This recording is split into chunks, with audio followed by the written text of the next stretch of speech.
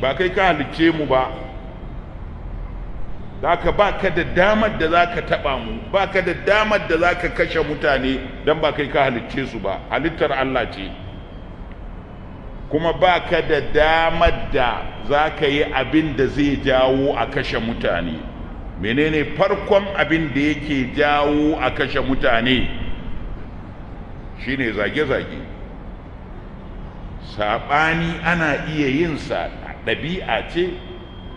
In yi karatu ka ce baka yadda da karatu na ba, duk abin da na faɗa baka yadda da shi ba, wannan kana da 'yancin yin haka. Amma kafin ka ce baka yadda da shi ba, ba dama ka ƙara da wani abu da zai rage min darajata ta ɗan adam.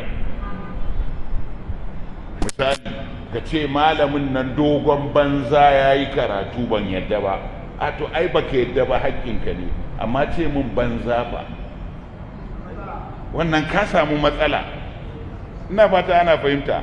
Wannan shine abin da za ku koya wa musulmai su gane, abin da ba a malaman su ba sa karantar da su kenan. Shi kansa malamin yana karatu irin na 'yan ta'adda, yana ƙoƙarin ya ci zarafin bayin Allah wai kawai saboda ba su yadda da karatun shi ba, yanda ka san shi annabi ne. Kuma an ƙi yadda da karatun annabi, annabi bai yi zagi ba, to kai yaya aka ƙi karatu da aka yi yadda da karatun ka kai zagi?